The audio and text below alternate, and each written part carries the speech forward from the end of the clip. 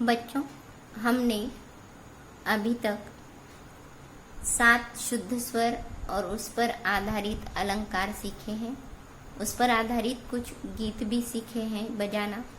तो आज हम उसके आगे देखते हैं कि क्या होता है।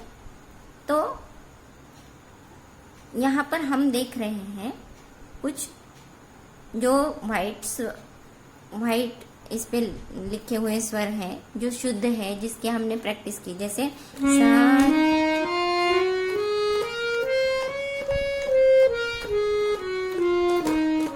है ना।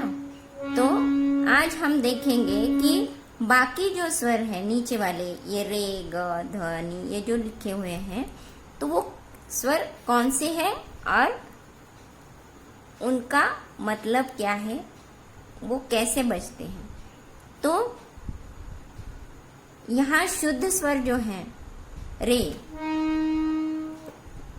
ये अभी हम देखेंगे कि सा और प, तो ये दो जो स्वर है वो ना तो ऊपर जाते हैं ना नीचे आते हैं, तो उन्हें अचल स्वर कहा जाता है, जो ऊपर भी नहीं जाते और नीचे भी नहीं आते। सा और प, तो इसलिए ये एक ही है, लेकिन बाकी जो स्वर है वो दो है।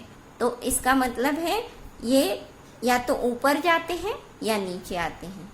तो ये हम समझ लेते हैं कि अभी इसमें कौन से स्वर नीचे जाते हैं और कौन से स्वर ऊपर जाते हैं और उन्हें क्या कहते हैं। तो देखिए, ये रे शुद्ध है। इसके पहले जो ये स्वर आता है नीचे वाला, वो रे कोमल है। कोमल क्या कहते हैं? कोमल, यानी इससे नीचे है थोड़ा सा, सुर भी उसका नीचे आता है। देखो, रे रे है ना नीचे।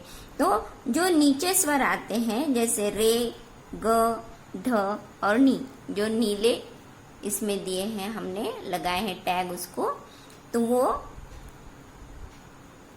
शुद्ध स्वर से नीचे आते हैं। जैसे रे शुद्ध से ये रे नीचे है, ये शुद्ध ग से कोमल ग नीचे है, और शुद्ध ध से ये ध नीचे है, और शुद्ध नी से ये नी नीचे है।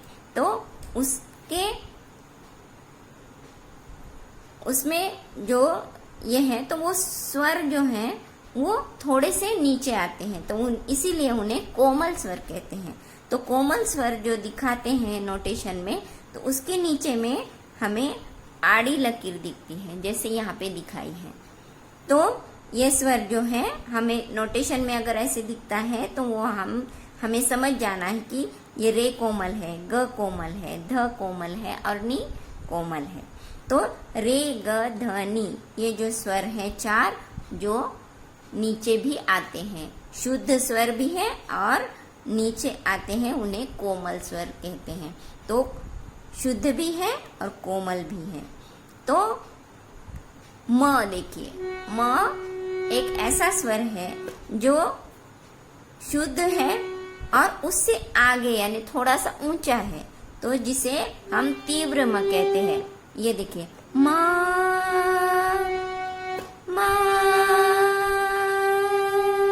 है ना, बढ़कर है, आगे आवाज थोड़ी सी ऊंची आती है, तो इसीलिए उसे तीव्र म कहते हैं। क्या कहते हैं? तीव्र म। तो हमने अभी तक देखा 7 शुद्ध स्वर है, सा रे ग म प ध नी, ये 7 शुद्ध स्वर है।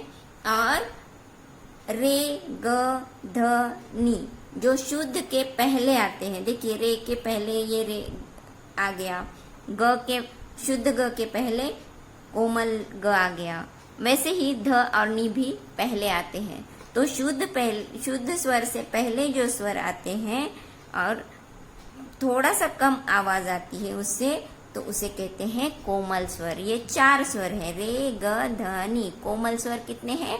4 हैं।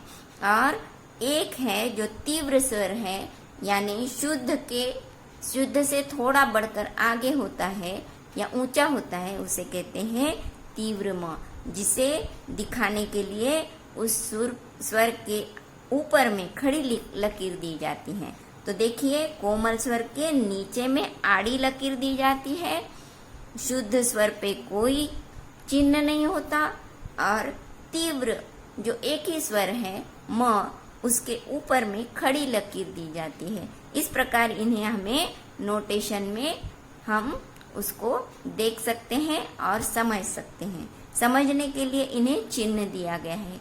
शुद्ध स्वर पे कोई चिन्ह नहीं, कोमल स्वर के नीचे में आड़ी लकीर और तीव्र स्वर के ऊपर में खड़ी लकीर दी है, जो हमने यहाँ पे अलग अलग कलर में दिखाए हैं आपको, जो ताकि आप अच्छे से समझ सके। तो ये हमने देखा अभी तक कि शुद्ध 7 स्वर है और 4 कोमल स्वर है और 1 तीव्र स्वर है। इन सब को मिला के जब 12 स्वर होते हैं उन्हें कहते हैं सप्तक। क्या कहते हैं? सप्तक। तो जिसका हमने अभी अभ्यास किया, यानी एक सप्तक में 12 स्वर होते हैं, जिसमें 7 स्वर शुद्ध होते हैं, 4 स्वर कोमल होते हैं रे ग ध नि, और 1 स्वर जो होता है तीव्र होता है, जिसे हम खड़ी लकीर देकर दिखाते हैं। तो ये हो गया एक सप्तक। इसी प्रकार इस सप्तक के नीचे में जैसे ये 5 काली पट्टियां हमें दिखाई दे रही, स्केल 1 है तो उसे एक सप्तक कहते हैं। तो ये यहाँ से सा से देखिए, सा से आगे जो जाएगा तो वो भी एक सप्तक है, और नीचे इस सा से नीचे जो जाएगा वो भी एक सप्तक है।